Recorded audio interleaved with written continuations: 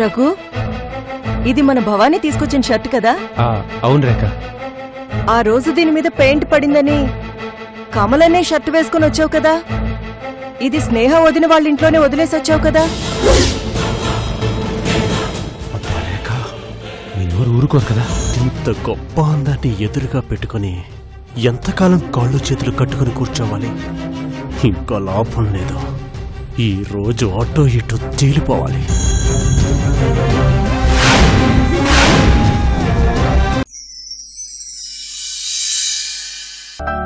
అది కూడా తెలీదా అమ్మా? ఎల్లుండి మీ పెళ్లి రోజమ్మా. అయితే ఇప్పుడు ఫంక్షన్ ఎందుకురా? ఎందుకేంటమ్మా, మీ పెళ్ళై 25 సంవత్సరాలు అవుతుంది. అది గుర్తుందా? అయితే అందుకే గ్రాండ్ గా ఫంక్షన్ చేద్దాం అనుకుంటున్నాను. ఇప్పుడు ఎందుకురా అవన్నీ? ఊరుకో అమ్మా, మా సరదా మాది. సిల్వర్ జూబ్లీ అంటే ఆ మాత్రం చేయకపోతే ఎలా? మీ నాన్న ఒప్పుకోవాలి కదరా. ఇప్పుడు ఒప్పిద్దాం పదమ్మా.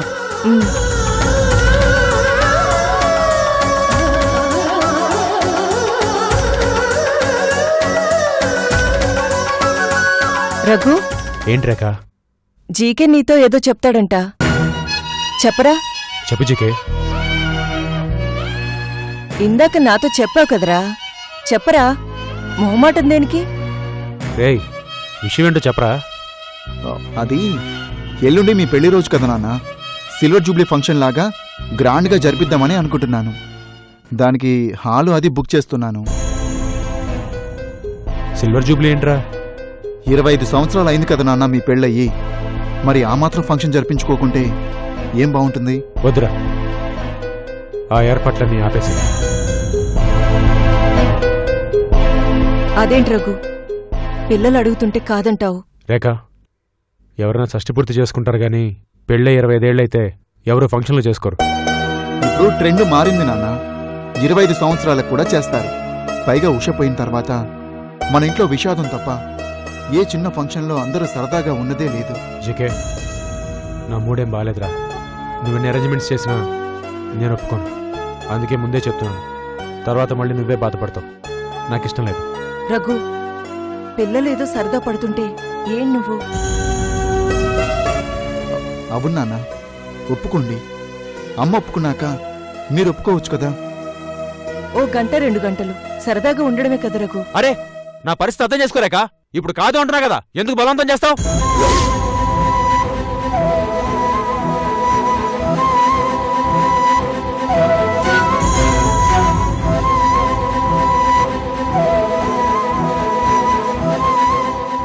ఏమైందిరా మీ నాన్నకి?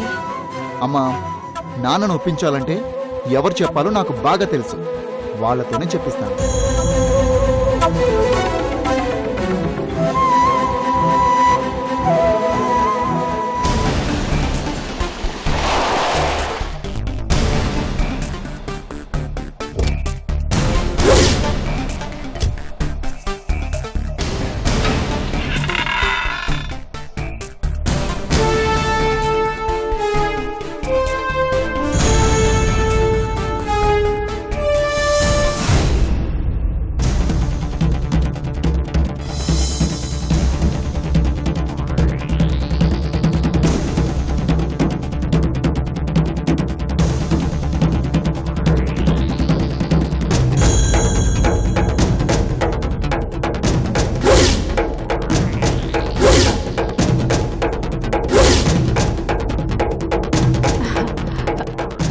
భవానీ, ఎంతసేపైందమ్మా నువ్వు వచ్చి? కూర్చోమ్మా, కూర్చోమ్మా, కూర్చో. ఏం తీసుకుంటావు? Coffee, tea?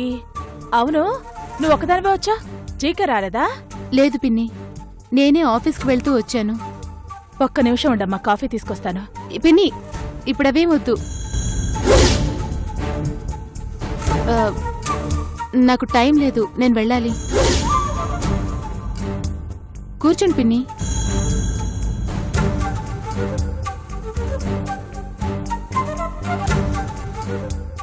విన్నీ, మావయ్య గారి ఇంటికి వచ్చినప్పుడు ఆయన షర్ట్ మీద పెయింట్ పడిందట కదా?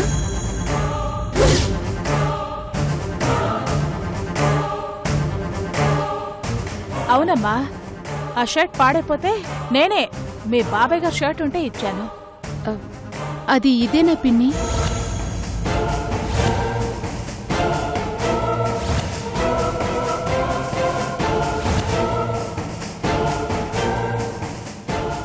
అవునమ్మా, ఇదే.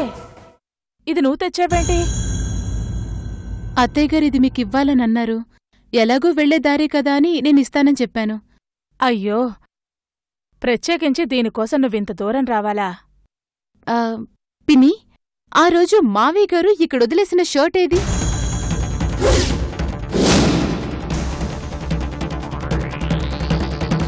అదే పిన్ని, పెయింట్ పడింది కదా, ఆ షర్ట్ ఏమైంది?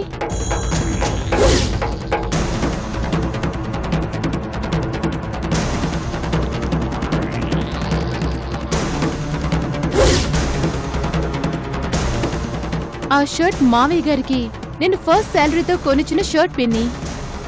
అందుకే అడిగాను. అదా, ఉందమ్మా, ఉంది. అది నేనింకా ఉతకలేదు. ఉతికి నేను తర్వాత పంపిస్తాను.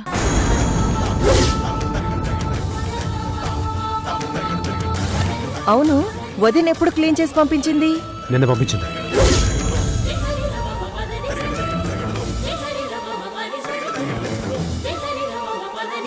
అలాగా?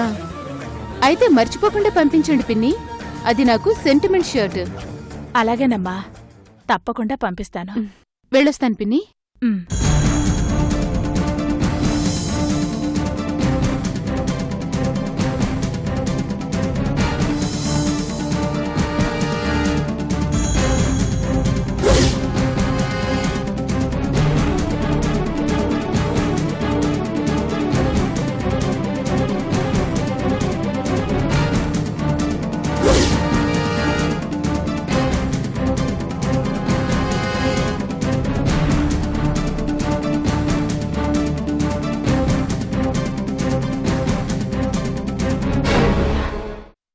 అయినా భవానీ షర్టు కోసం అడగటమేంటి? అది పోలీసులకు దొరికింది కదా. అంటే ఎంక్వైరీకొచ్చిందా?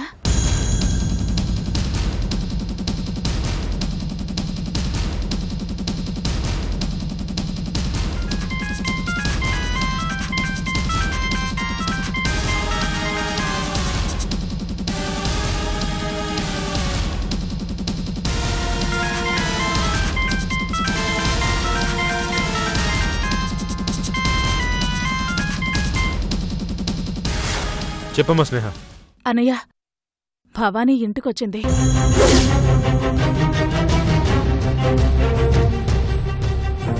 ఇంటికొచ్చిందా? దేనికమ్మా? ఆ రోజు రక్తం పడిన షర్ట్ ఇక్కడ వదిలేసి మీ బావగారు షర్ట్ వేసుకుని వెళ్ళావు కదా, ఆ షర్ట్ తెచ్చిచ్చింది.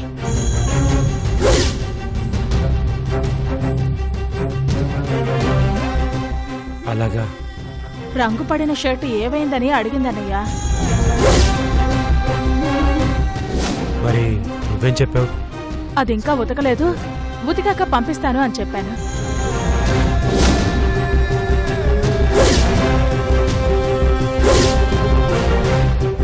ఎంత పనిచేసావమ్మా. ఛా! ఏవైందన్నయ్యా? అలాంటి షర్ట్ నేనే ఏం కొట్టుకుని పెయింట్ మార్క్ పడిన షర్ట్ని నువ్వే ఉతికిచ్చావని చెప్పానమ్మా.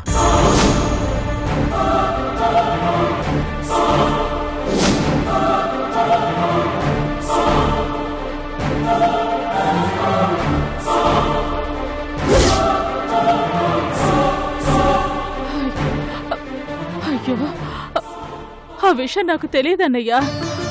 సడన్ గా వచ్చి అడిగేసరికి ఏదో చెప్పేశాను. పోలీస్ ఎంక్వైరీలు అలాగే ఉంటాయమ్మా. అన్నయ్యా, ఇప్పుడేం చెయ్యాలి? స్నేహ, ఇంకోసారి నేను ఈ విషయం గురించి భవాని అడిగితే ఆ చొక్కా నేను ఎప్పుడో ఇచ్చేసానని చెప్పు.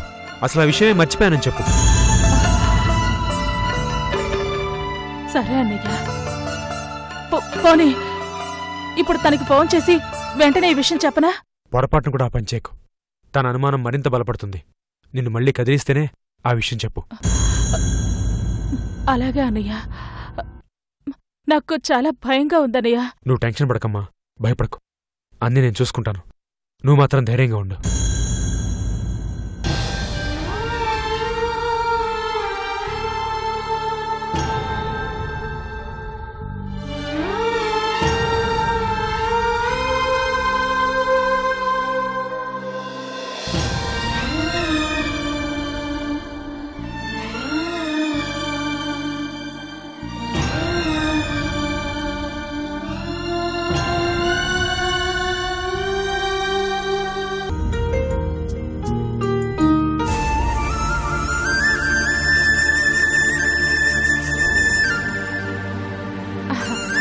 అదా ఉందమ్మా, ఉంది. అది నేను ఇంకా ఉతకలేదు. ఉతికి నేను తర్వాత పంపిస్తాను.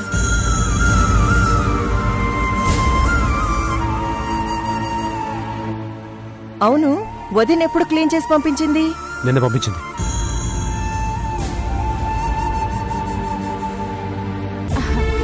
అదా ఉందమ్మా, ఉంది. అది నేను ఇంకా ఉతకలేదు. ఉతికి నేను తర్వాత పంపిస్తాను.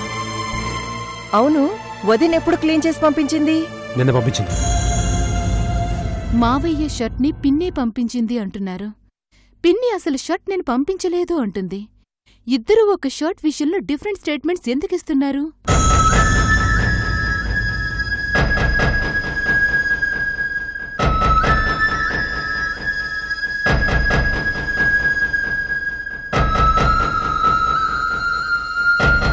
ఇద్దరూ ఏదో నిజాన్ని దాచిపెడుతున్నారు.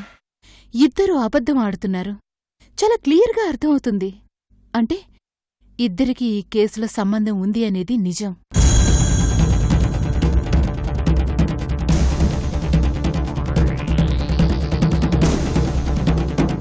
భగవంతుడా, ఏ నిజం వినాల్సొస్తుందో, నేను ఏ నిర్ణయం తీసుకోవాల్సొస్తుందో తెలియడం లేదు. ఇప్పటిదాకా ఏదో ఒక మూలన మావయ్య గారికి ఇందులో సంబంధం ఉండదనే నమ్మకం ఉండేది. కాని ఆ నమ్మకం తగ్గిపోతుంది. భవానీ, ఆ? ఏం చేస్తున్నావు? ఏం లేదు. మరి ఎందుకలా ఉన్నావు? ఎలా ఉన్నాను? ఏదో టెన్షన్ మింగినట్లు నీ మొహంలో చాలా క్లియర్గా తెలుస్తోంది. నువ్వు చెప్పకపోయినా నాకు తెలుసులే భవానీ. నీ ఆలోచనంతా ఆ చక్రవర్తి కేసు గురించేగా? అవును. చూడు భవానీ, అది ఆఫీస్లోనే మర్చిపోవాలి. ఎప్పుడైతే మనం ఒంటి మీద కాకి డ్రెస్ మార్చేస్తామో అప్పుడే ఆ విషయాలు మర్చిపోవాలి. పొద్దస్తమానం అదే ఆలోచనలో ఉంటే ఇంటికి ఆఫీస్కి పెద్ద తేడా ఉండదు భవానీ. నువ్వు మామూలు మూడుకొచ్చేయి. అలాగేనండి, ప్రయత్నిస్తాను. అన్నట్లు చెప్పడం మర్చిపోయాను. మరో 2 రోజుల్లో అమ్మానాన్నలకు పెళ్లి రోజు రాబోతుంది తెలుసా? 25 సంవత్సరాల పెళ్లి రోజు. అది మనం చాలా గ్రాండ్గా సెలబ్రేట్ చేయాలి. సెలబ్రేట్ చేద్దాం నాన్న అంటే నాన్న వద్దంటే వద్దంటున్నారు. నువ్వు చెప్పు భవానీ, మనం చెయ్యాలా వద్దా? వద్దు అని ఎందుకంటాం? తప్పకుండా జరిపించాలి. కాని ఎంత చెప్పినా నాన్న ఒప్పుకోవడం లేదు భవానీ. ఒప్పుకోకపోవడానికి కారణమేంటో అడిగారా? ఏం చెప్పడం లేదే. ఆయన ఎంజాయ్ చేసే మూడ్లో లేరనుకుంటా. నాకు తెలిసి వేరే ఏదో టెన్షన్లో ఉన్నారు. ఏంటా టెన్షను? ఏమో, లేకపోతే ఎందుకు ఒప్పుకోరు? నాన్న ఎంత కాదన్నా ఆయన్ని ఎలా ఒప్పించాలో నాకు బాగా తెలుసు. ఎలా? నాన్న ఎవరి మాట విన్నా వినకపోయినా మా స్నేహ అత్తయ్య చెప్తే మాత్రం తప్పకుండా వింటాడు. అత్తయ్య మాటంటే నాన్నకి చాలా గౌరవం. అందుకే అత్తయ్య చేతనే చెప్పించాలి. అవునండి, మంచి ఆలోచన. పిన్నిగారి మాట తప్పకుండా వింటారు. వాళ్ళిద్దరికీ మంచి అనుబంధం ఉంది. ఎంత టెన్షన్లో ఉన్నా పిన్నిగారి మాట కాదనలేరు. అయితే రేపే వెళ్ళి అత్తయ్యతో మాట్లాడతాను. భోజనానికి త్వరగా రండి జీకే. వస్తున్నాం. భవానీ, త్వరగా వచ్చేసాయి.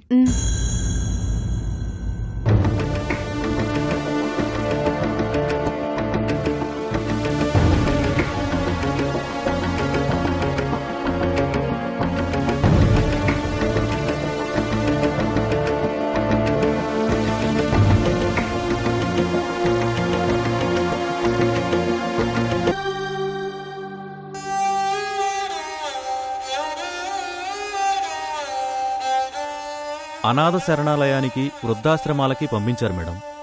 ఎవరు పంపించారు? శ్యామ్ గారు పంపించారు మేడం. మీకు చెప్పలేదా? చెప్తానన్నారే. ఈ సంవత్సరం మీరు పట్టించుకోలేదు. మామగారు చేసే సేవా కార్యక్రమాలకు ఎలాంటి లోటు రావడానికి వీల్లేదని శ్యామ్ గారి గుర్తు చేసి మరీ డబ్బులు పంపించారు మేడం.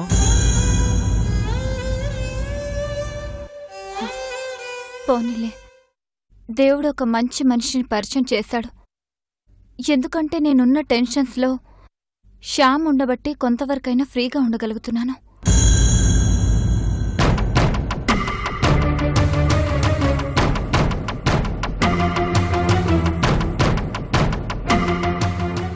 ఇతను ఇంకా ఇంకా రాలేదేంటి? ఎక్కడికి వెళ్ళుంటాడు?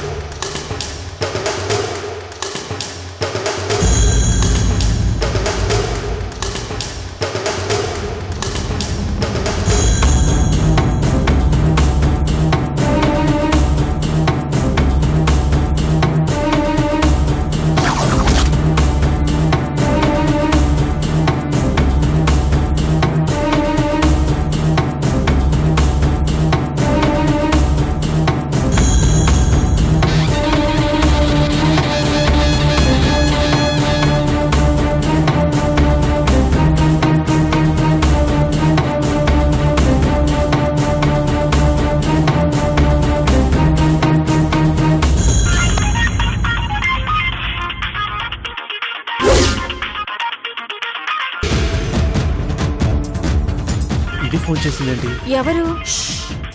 మాట్లాడు.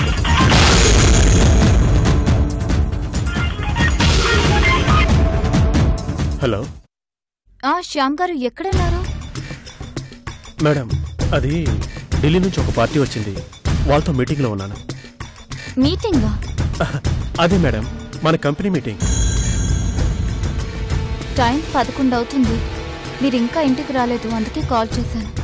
అంటే మీటింగ్ మధ్యలో వదిలేసి రాలేను కదా మేడం. ఇంకా ఎంతసేపు పడుతుంది? అది ఒక నిమిషం మేడం.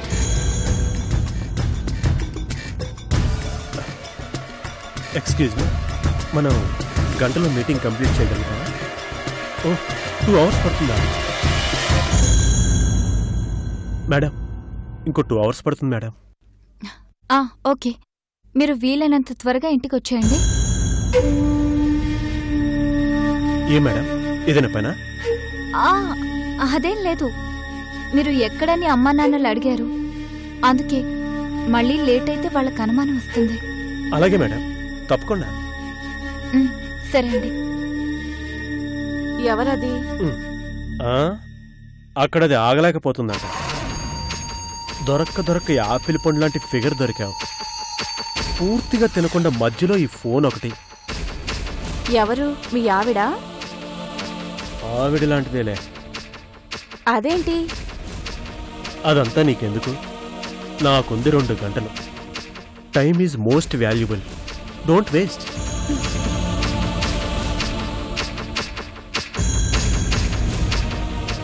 శ్యామ్ గారు మా కంపెనీ కోసం చాలా కష్టపడుతున్నారు. యూర్ రియలీ గ్రేట్ శ్యామ్ గారు.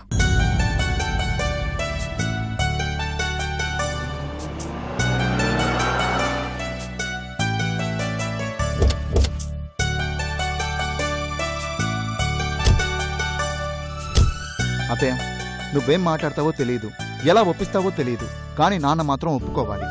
ప్రయత్నిస్తాన్రా. ప్రయత్నించడం కాదత్తయ్య, ఒప్పుకోవాలంతే. ఎలాగైనా ఈ ఫంక్షన్ చెయ్యాలని చాలా ప్లాన్లు వేసుకున్నాం. అమ్మకు కూడా ఇష్టమే అత్తయ్య, కానీ నాన్నే వద్దంటే వద్దంటున్నారు. నాన్నకు నచ్చ చెప్పాలంటే అది నీ ఒక్కదాని వల్లే అవుతుందత్తయ్య. సరేరా, నేను ఒప్పిస్తాను. లోపలికెళ్దామా? వదినా, రా వదినా. చూడొదినా, వీళ్ళేమో పెళ్లి రోజు ఘనంగా చెయ్యాలని, మీ అన్నయ్య వద్దంటే వద్దు అంటున్నారు. నాకు ఎవరికి నచ్చ చెప్పాలో అర్థం కావడం లేదు వదినా. మీరు చెప్తే కాదనరనే నమ్మకం పిన్ని. ఎందుకంటే మీ మాటంటే మావయ్య గారికి చాలా గౌరవం. అందుకే మీ గురించి అందరం ఎదురు చూస్తున్నాం. నా ప్రయత్నం నేను చేస్తాను. ఇంతకే అన్నయ్యేరే? పైనున్నారు పిన్ని. సరే, మాట్లాడతాను.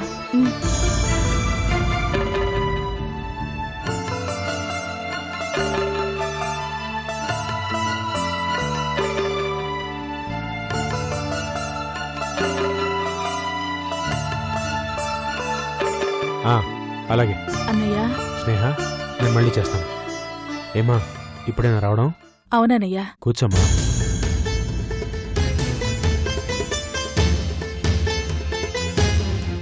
ఏంటన్నయ్యా?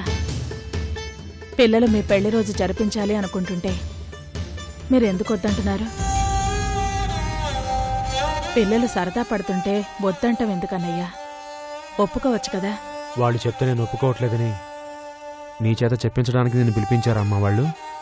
అసలు మీరెందుకు ఒప్పుకోవట్లేదన్నయ్యా? 25 సంవత్సరాల పెళ్లి రోజు అంటే గ్రాండ్గా జరిపించుకోవడంలో తప్పేంటి?